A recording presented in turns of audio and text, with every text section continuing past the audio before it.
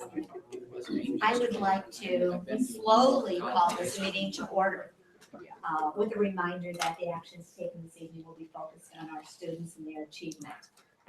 With that, do I have a motion to approve the consent agenda? So, second, whichever. Flip a coin. Okay, it's been moved and seconded. Are there any questions or comments? Hearing none, all in favor signify by saying aye. Aye. Opposed, same sign, motion carried. Moving on to public comments, I have not been contacted. Either way. All right, going on to the secretary's financial report. We're going way too fast. The secretary's financial report. Okay, good work. The financial report for December, and I would just remind the board that this is the halfway point in our fiscal year. And so we'll go kind of over the cash numbers. As you can see in the general fund, the total revenue for the month was $4,113,036. And then expenditures were $3,856,150. So with a fund balance of $13,341,692.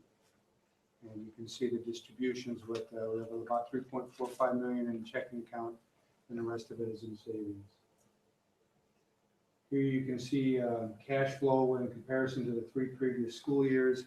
We're running a little bit ahead of where we were last year at this time, which is more or less where we had projected. Management funds running lower than what we had the previous years, and that is projected, as you recall, that's a designated drawdown as we reduced our property tax askings in the management fund. We've consistently done that for the last couple of years now. In the schoolhouse levy, you can see that our revenue for the month was $360,000 with expenditures of $916. Of that, $827,497 was transferred out of Fund 33 into the debt service fund, Fund 40, which you'll see down below. And you can see where the dollars are at these days. 1.6 million in the checking account, and the remainder is in various either money market or CDs as investments. And the physical plant and equipment levy, you can see we brought in $76,775 for the month, and then there's that $827,497 that transfers into the debt service fund for the sinking fund account. And in expenditures, $78,833 for expenditures in PEPL, and then our debt service payment, which was due on December 1 of $529,420, for an ending balance of $3,821,858. Activity fund revenue of $79,601 for the month, expenditures of $68,382 for a fund balance of $707,577, and in the food service account revenue of $197,400, expenditures of $212,419, fund balance of $419,828. We continue to struggle a little bit in the food service account, although participation's up due to some piloting of different programs we're doing in some of the elementary schools. So hopefully the January report will be reflective of that on the revenue side. And with that, I'll entertain any questions from the board. Thank you, Doug. Any questions for Doug regarding the financial report? If not, it will be put on file for audit. Thank you. Under item E on the agenda, communications, we have a student board report. Sorry, I can write that into the room. You know, one of these days when I come back, it's going to be a little warmer than what it is outside. I'm looking forward to that. We are too. You might have a long switch. I don't think it'll get that close. What we're working on right now in the dance marathon is, or student senate is dance marathon, and that is all the proceeds go to the Iowa Children's Hospital, and we are working on kind of coming up with ideas, and we're starting to get those in motion, and we're coming off of a long break, so we'll try to get them going again on that kind of stuff. So that's all we're working on right now in Student Senate. And then for upcoming events, we have wrestling. And wrestling, we actually, last Saturday, we were at the Cresco tournament, and every one of our wrestlers plays. So we were pretty happy about that, and I think the lowest was a 5th place, and there was only one of them, and then everyone else was either 3rd or 4th. And then Thursday will be our last home duel, which is against City High. It's going to be senior night, and it'll be a lot of fun. It should be a pretty good duel too.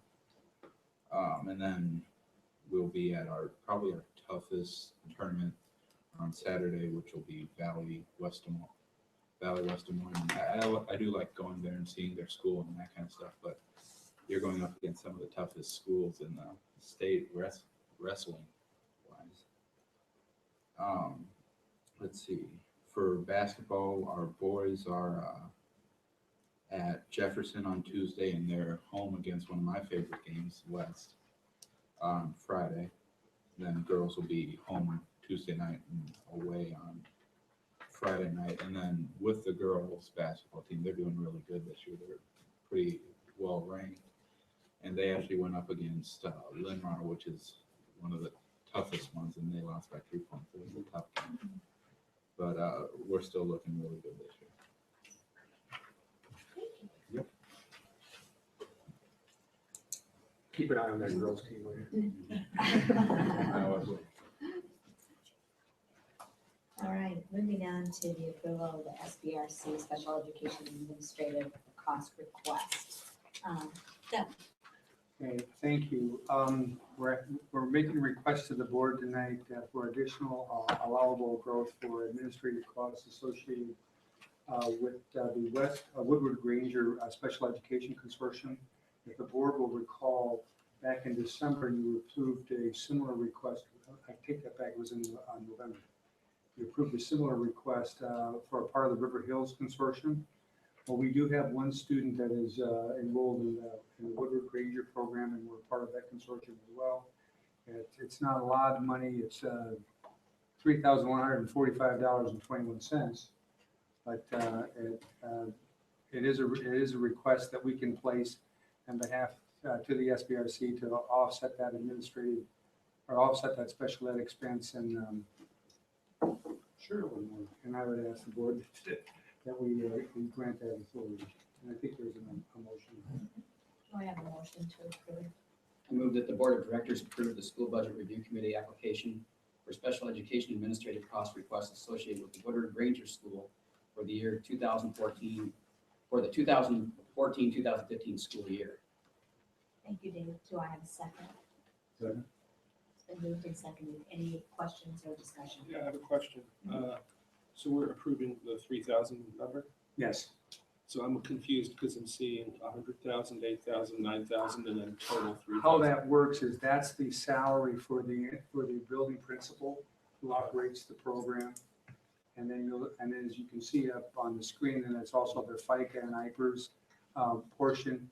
And then it figures out that with one student in that pool, it figures out to a 0.25 FTE. And so when you take the total times the 0.25, you come up with a 31.4521.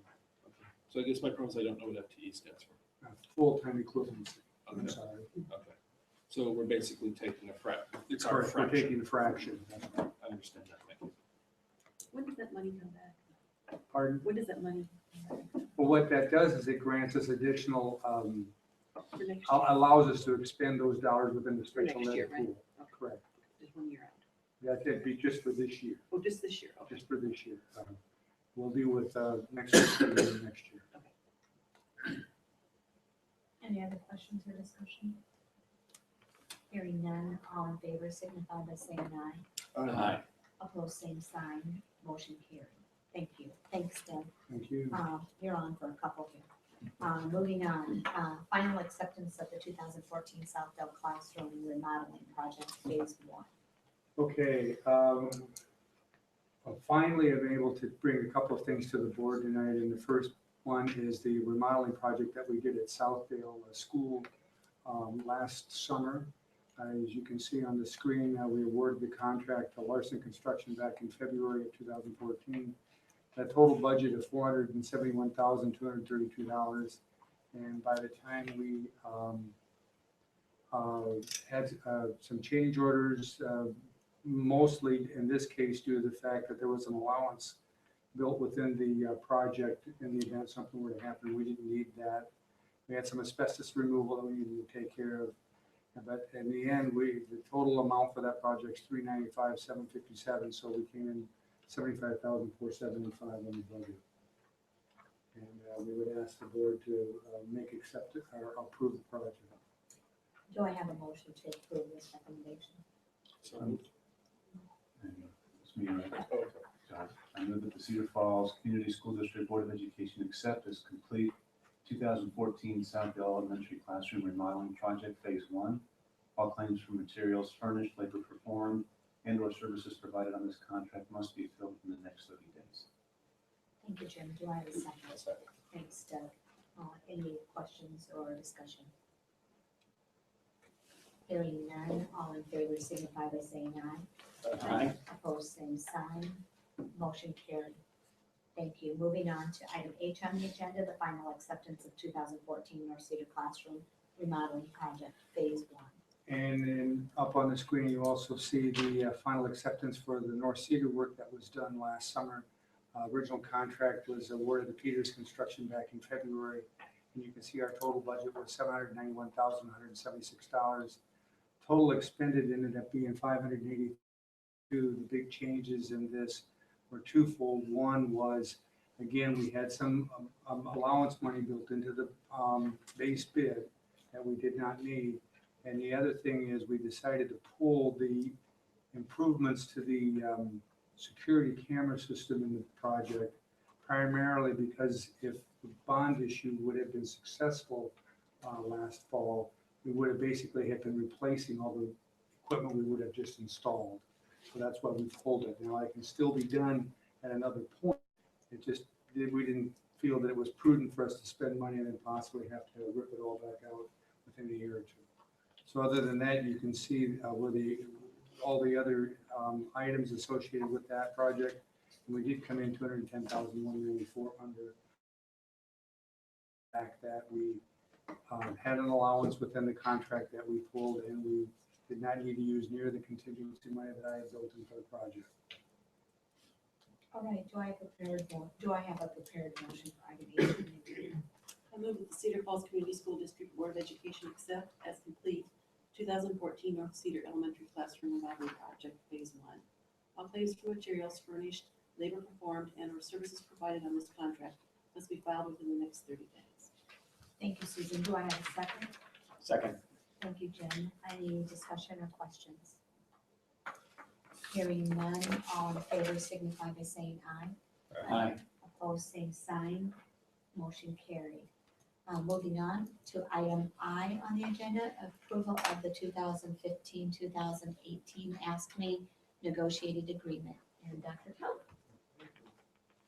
I just remind the board that the AFSCME is the organization that represents the food service employees in the district. A tentative agreement or contract to cover a 3-year period, July 1st, 2015 through June 30th, 2018, was reached on November the 10th, 2014. The agreement follows a 3-year agreement for the 2012-2015 school years, which expires on June 30th of 2015. The tentative has been ratified by the AFSCME members. Economic items, the wage increase for each of the 3 years would be the first year 40 cents an hour, second year 40 cents an hour, and then the third and remaining year 35 cents an hour. Any changes to insurance coverages, the employee contributions to premium will remain unchanged over the term of the agreement to those in effect for the 2014-2015 school year. There were no bargain changes to any of the current language provisions, so they remain for the current contract. And it's our recommendation that the board approve an average total package settlement of 3.55% over the 3-year duration of the agreement. Thank you, Adrian. Is there a motion to approve the 3-year proposed agreement? Thank you, Jim. Second. Thank you. Any discussion? that 3.55 or for the whole? It's 3.55 average over the 3 years, so depending on which of those years you look at, the actual amount. Is there a lot of turnover in that? I had the same question. Yes. That's not. Yeah, retention is, it's difficult, partly because the work is difficult, partly because the work oftentimes is, a fairly small number of hours each day. Sometimes those hours are very early in the morning to get in, to get ready. And it's also not paid work, so turnover is quite high. Not unusually high in our district, but it's the nature of that. But you don't have much, you don't have trouble when you're filling positions.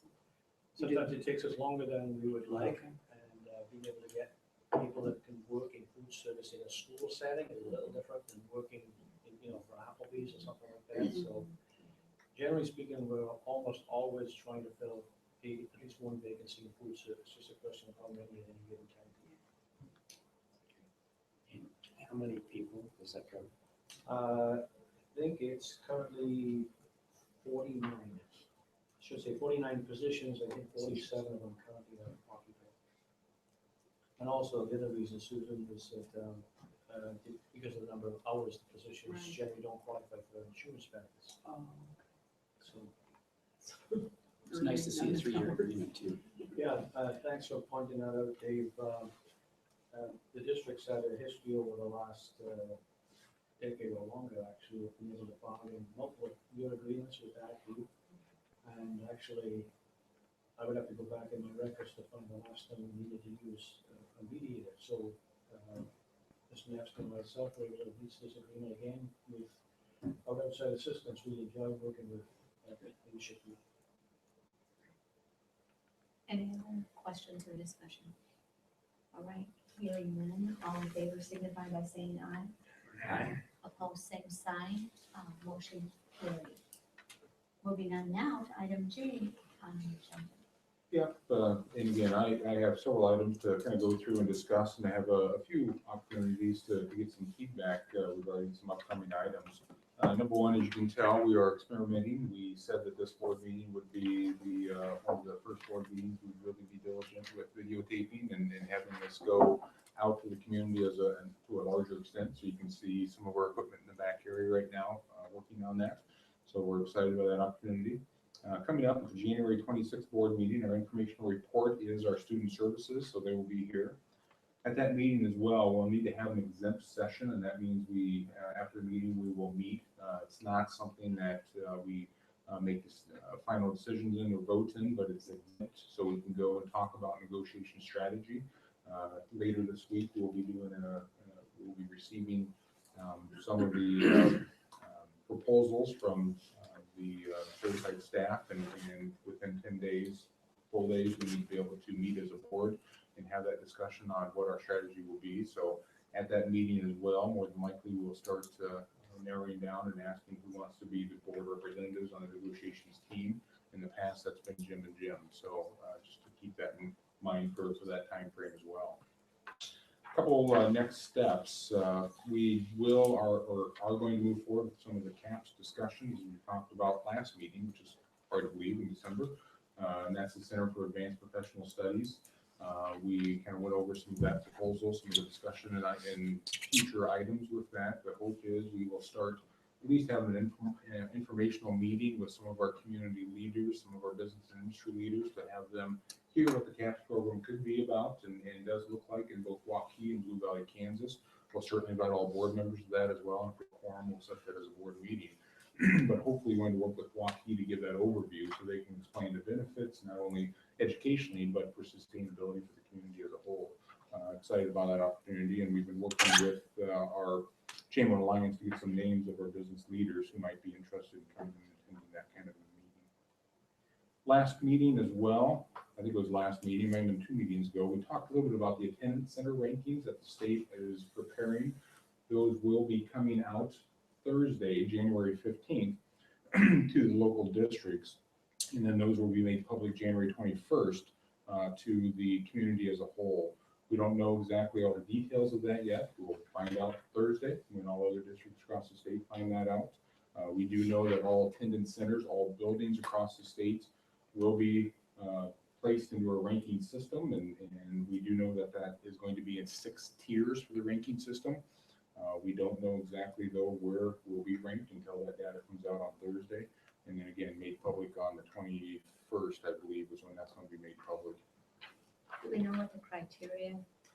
There are 2 criteria within the Iowa code and the law that was passed. There were 7 criteria pieces that they were going to have in place. They only have 2 of those ready now. They are saying the other 5 will be in place probably in August, maybe September of this upcoming school year. The 2 are going to be the achievement levels and then a growth model. They've not really delineated what that growth model is going to be yet. We've asked some questions, we're trying to gather more information, but they haven't determined exactly or haven't made public what the growth is based upon, if it's actually a full academic year growth or if it's national standard score with a set percent of improvement by each student based on their grade level. So we're trying to determine what that exactly is so we can make some guesses where we're going to be at. But right now, we're not exactly certain. And why have these rankings? Was there any, what was the impetus behind that? Well, I think the impetus really was from just the legislative level to say we want to know and kind of benchmark where our districts are at. So as we continue down the path for some of the reform movement that's been in place with the teacher leadership and compensation systems, to have a better determination where districts are at, where buildings are at, and which might need more focused improvements. And it's going to be tied back into then the site visits at the state level, and they're going to make more targeted site visits and assistance based on where you rank at within these attendance at rankings. It's like the NBA draft, where the worse you are, the higher pick you get. So the worse you are here, the more money you might get. Well, I don't think it's going to be tied to money. It's going to actually be tied to kind of targeted systems of support and whether or not the State Department will come in each year potentially for every district if you're low rankings and be able to work with you on your assistance plans. If you rank higher and show that you are making steps and improvements, and they might not come in as often. Currently, it's a 5-year process, and they've said that every 5 years might not have the benefit, especially in low achieving districts, that they hope to have.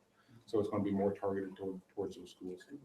And these are all at the district level, not individual buildings. Well, these are going to be building level attendance rankings that come out on the 21st, but then they're going to be extrapolated to be able to have district level rankings as well based on the building level attendance rankings. They're saying that the district level rankings won't come out until next fall, but it's going to be building level officially. We know it's going to be a challenge internally.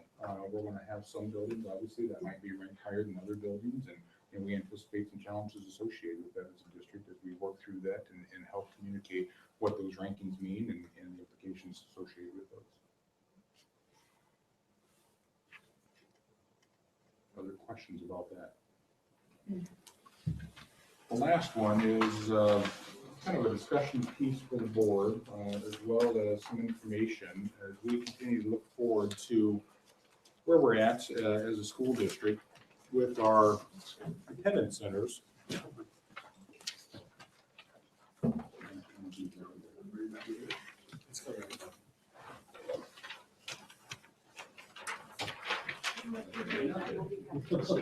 I've got one. I hope it's the same.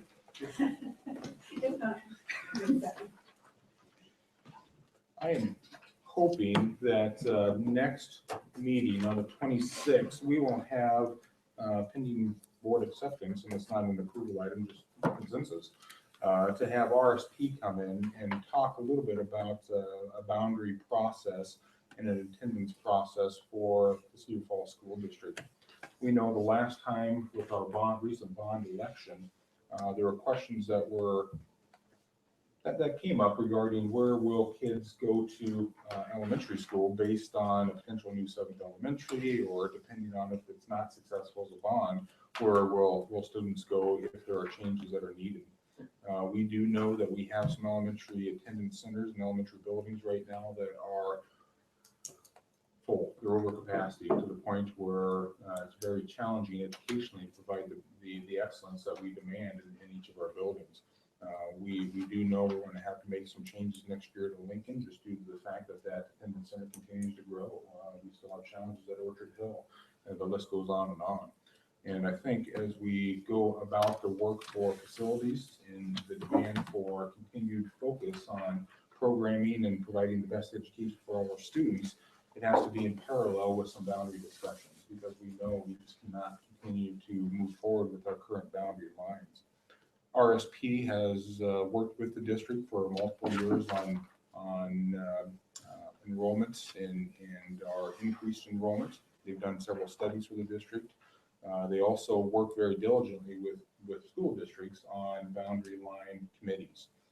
I would recommend that they come in on the 26th to have a discussion with the board. This gives the board an opportunity to kind of see the template for how they usually go through that process. They've done this in Iowa City and Waukee. They've had this process in Johnston and a lot of larger districts across the state as well as across the Midwest.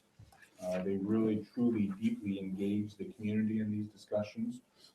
They go out and they have public forums to be able to vet the process through, and then they come finally back to the Board of Education to be able to make the final decision and recommendation based on the committee's work. You can see up on top, there's a pink box about the committee is created. And again, these dates are all in meeting numbers are all kind of up in the air depending on the needs that we have as they walk through this process. But they really want 30 to 50 members, and they don't want people on a committee that are simply going to be, yes, here's the path, yes, here's the decision or the recommendation. They want people that are good critical thinkers, good questioners, people that can come in and really vet through the challenges associated with boundary line changes. But this, again, I think gives us an opportunity when we go out and continue to work with facility needs to be able to help answer some of those questions and some of the I guess, challenges associated with individuals that might not be in support of the bond due to the fact that they didn't have the information or they felt that there was not information about where their child might go to school if the last bond was successful. So this is really a time where I can help answer questions, make sure people are comfortable to at least gather more information and have RSP come in on the 26th. The hope would be potentially after RSP is here and presents some information, gathers and listens to the board and helps answer questions, that we would be able to approve a framework so we can move forward with getting something like this in place.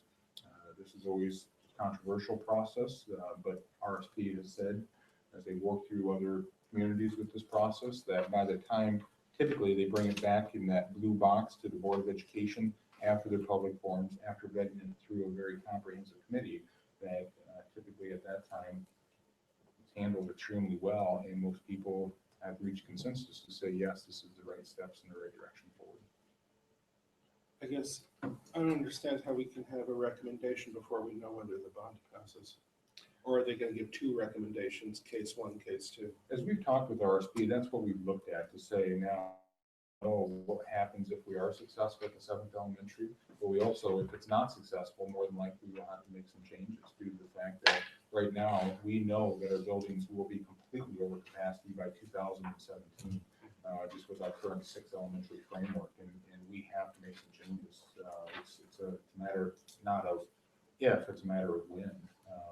So we know that as the committees discuss that committee discusses that, vets that through, they're going to have to look at now what happens if we take a path to the 7th elementary, what happens if we take a different path, or if the bond, or if the facility work says, well, let's go back to original option and look at Orchard Hill and expand Orchard Hill to the 625, which was one of the options that we presented through all the public forums, options forums. What happens with that, and what does that change for attendance boundaries? That, I think it's important to have these kind of work in conjunction. We'll have the January and February meetings done with the facility to be able to have that knowledge completed and that information completed from what the facility public forums or the listening posts that we're going through here in the next few weeks are going to gather. So that'll help guide this committee as well. Was there also discussion in terms, and maybe you just covered this a different way, but obviously we'll have what you just described and the bond vote takes place. Speaking optimistically, if that bond passes, there's still going to be an issue the next 2 years until the 7th or the other elementary is built. Yep. Are those contingencies built in there as well, or am I asking you to be redundant there? No, I think that's part of that committee work to find out, as we look then at enrollment, because part of this process will review some of that enrollment analysis that RSP has done for us in the past, just to make sure it's accurate and up to date. And then as they go through that entire process to make sure, are there any issues or challenges that we really have to be attentive to or address in the very short term. If a seventh elementary moves forward, that timeline, at least we know when that end date is for occupancy, so we have a little bit more opportunity to backwards map that and be able to time that out appropriately. If a bond is not successful, then we might have to determine the next phase and the next step. We are very cognizant that we have to make sure that this is not a, here is what will happen as a threat if we don't have a bond successful. We have to make sure that we walk that fine line successfully. We just have to be able to have that information and knowledge. What do we do if we need to change course or switch courses? Because right now, again, we are bursting at the seams at several of our elementaries and need to be able to make sure we have that knowledge and understanding so we can accurately communicate that effectively to all of the parents and community members. So I guess I'm feeling unclear as on May 19th, what exactly are we going to be voting on? Obviously, we don't know what the recommendations will be, but what's the format going to be that we're voting on? Well, I would say that the hope is, and again, that's really a rough tentative date. So the hope would be that there are two options to be able to say the committee has recommended that if successful, and if we have a seventh elementary, these are the boundary lines that would be redrawn. And then speaking of that, you have to also understand that it's a little bit more complicated because then that's going to feed into our junior highs and switches our 3 and 3 format. It would have to be a 4 and 3 format or 3.5 and 3.5, whatever that might look like. Or if not successful, potentially here is what the other avenue could be. Then if we go through the facility meetings and all of a sudden January and February, we come out of those 6 meetings that we've held by the start of this committee work and find out there's a completely different framework that the committee and the community is saying we want to move down, that gives us enough time to be fluid, to be able to make some changes and say to this committee, it looks like this is another option, or this is the pathway that the community is expecting us to take. So we have to make sure that we make some decisions. But that doesn't change the format. No, it's still the Even same that, format. the fact is May 19th-ish, we're going to see on that screen 2 maps, case 1, case 2, and then we're going to vote on. Could be even 3 maps. You never know what comes out of that committee work, but my guess is it probably won't be 1 map. That would be my guess. And again, I can't foresee that because there's a myriad of different. I don't see how it could possibly be 1 map if this is taking place before the bond election. No, and that's part of it. We want that information so we can help answer those questions because I think there was some fear going through the last referendum where people potentially, what we've heard back, voted no because they didn't have some of that information and was fearful that the boundaries could change and some of them changed very significantly. So this provides that information and concrete answers when people say, where will my kid go to school or my child go to school if there's new elementary. Is the enrollment analysis then complete? Because I'm seeing December 2014. Oh, this is just their rough template. So these aren't even the actual dates that we would have working with this. This is, so this is just kind of their framework just to show, we didn't have a board meeting on January 6th either. We just asked them to give us kind of that rough framework for how they process this.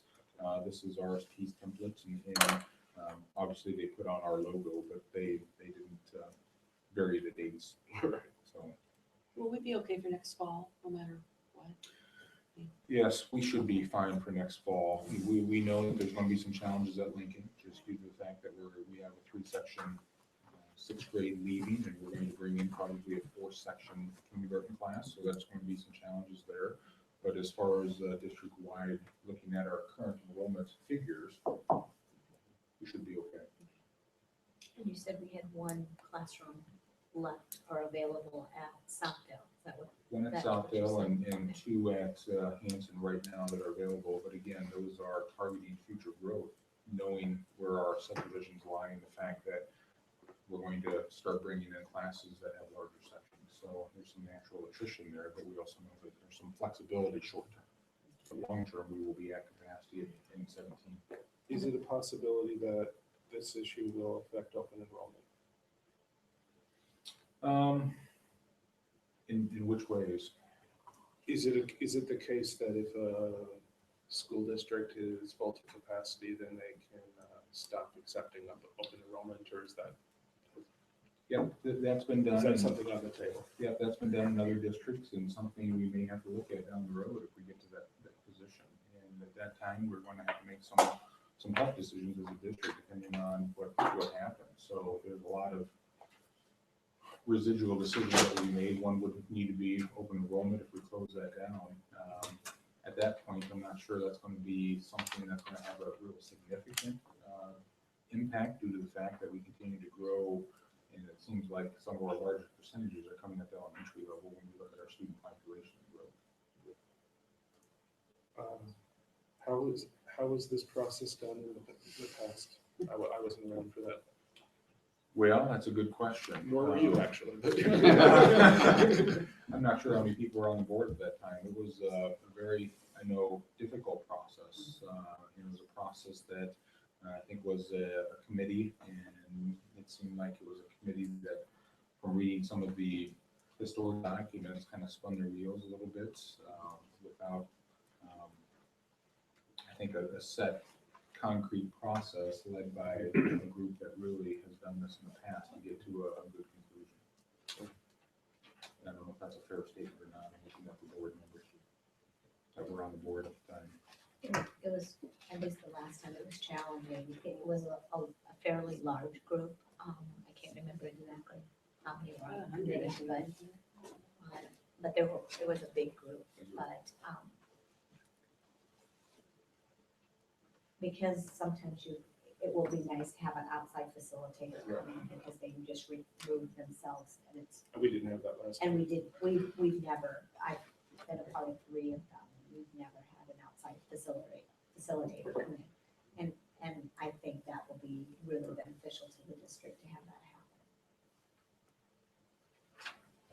happen. Andy, did RSP make a comment about building on the previous enrollment analysis for this one? Yep, they've done the previous one. Right, So it's they- what, 3 years old? Yes, it's about Just 2.5. It's due to be updated next, in 2016. So we would basically have them do it 1 year.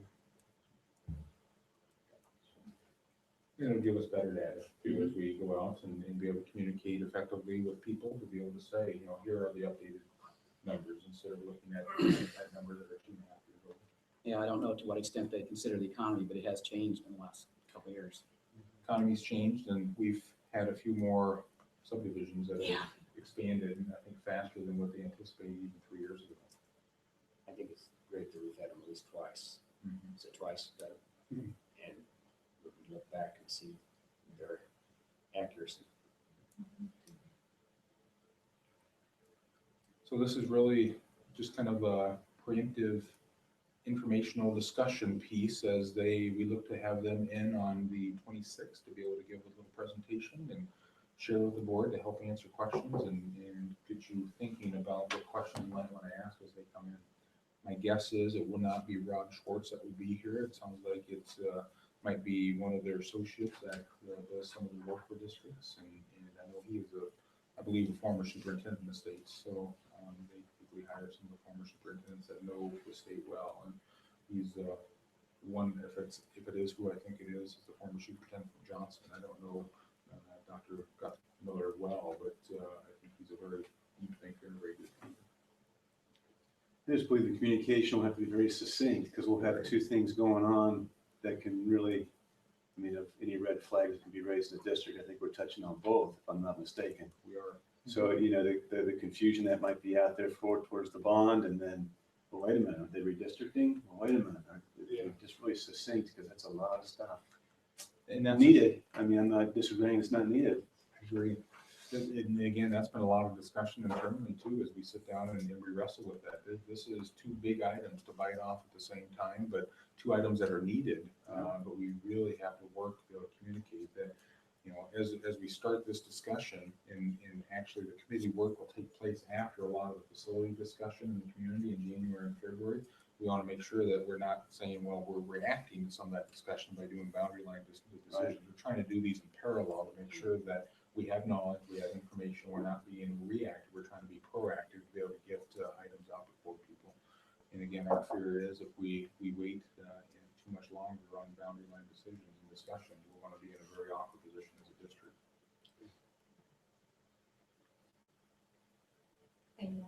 question, Jenny? Is it okay? So, ready to move forward with that then, consensus. Thank you, thank you. Thank you. Moving on to comments or concerns from the board. I'd like to thank everybody for the support I received as a group while I was having my health problems. And I'm okay now. I'm just supposed to do things that, like, try to fall down on the ice was advice I got from my doctor. Okay, I'll try. But thank you very much for your patience. And I know there were a couple of board meetings where I emailed you about where I felt my body language was really aggressive when I was having stuff, but I'm okay now.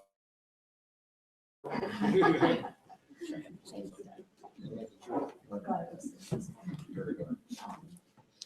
I know, Dave, I know you were at tonight's gathering at high school. Do you want to talk about that? Well, before I get to that, Okay. Jim Brown and I, and of course Andy, attended the Holmes PTA meeting on a very cold night, and they had a great turnout. Thank you. It was great. And we got good background discussion going even before we got to the agenda or to our goals. And it was a good discussion, and it was, I would say, quite deep. Do you have any comments about that, Jim? No, I appreciated, Dave was real good about asking them if they had questions. And so that came out real well. And, able to cover those obviously. And I think they felt heard as well as heard from. So very beneficial. Great. Thank you both for doing that. As long as we're on that subject, we have another one coming up at Hanson. And Dave, you are the only one signed up for that tomorrow night. So it probably would be nice if someone would go with Dave. It's at 6:30 to Hanson. I've not been to the Hanson PTA in a long time. I would be happy to go, but I don't want to take anybody else's place. And I might not be able to be there tomorrow night, but it's an afternoon now, so. I should be able to go. Would you? Yeah, can I confirm with Dave or with both of you? No, if you say, you do, I just double check the Sure. home front for play practice and stuff. you know what, if you can't, why don't you get in touch with Okay. me? That way you can just communicate that with Dave. Did you guys hand out, I'll make copies. okay, that's Thank good. I'll All right. probably just get them to Hanson. Just email them over there and talk to those. Thank you, gentlemen, for your willingness to do that. You want to talk about the high school? Well, sure. Tonight was the STEM, is it called open house? Project Lead the Way, yeah, open house. Okay, Project Lead the Way, and it's in a hallway. Talk about a testimony for a facility. That staff is absolutely outstanding. And so are the volunteers. I walked up to one group and I happened to know the volunteers, and they just directed me right to the students and said, these students know just exactly everything that's going on here. And so it's just a really engaging conversation up and down the line. And of course, they're always looking for other people to join too. I think Mr. Conrad, Mr. Patty, and Joyce were all there. It looked like there were other students considering getting involved. That's really what the focus was. Right, Try to yeah. draw in other students and get them interested in it. And that's what I was most pleased about was Yeah. the number of students that we had actually there and looking at the individual courses, the activities and all that. So it's pretty. They're with their parents, and so that was really good to see. And it's just a huge variety of activities, from the robotics to rockets to CAD design and 3D printing and CNC, all those fun things. Robots. A lot of excitement, you can tell, just by the You can kids feel it. presenting and talking about what they're working on. There's just a great sense of pride there. Thank you. Anything else? I know that in Dr. Patty, the update that he sent out, he talked about, did we talk about the 27th or 26th, going down to the IASB Legislative Conference? It's on the 26th, which is a Monday. I think maybe 7th, because that's when CFBA is going down. ISEA is having something, and they want board members to come to that also. I don't know if some of you want to go to down the hill and that we would come back in time for a board meeting that night. I think I may go down and then make sure I'm back for the board meeting. I also think maybe I'll go down Tuesday for at least some of it. So I already had Tuesday opened because I thought that's when this was. I thought they were coordinated, but they're not. I brought this. And then I know that in the Friday update, we talked about the district meeting.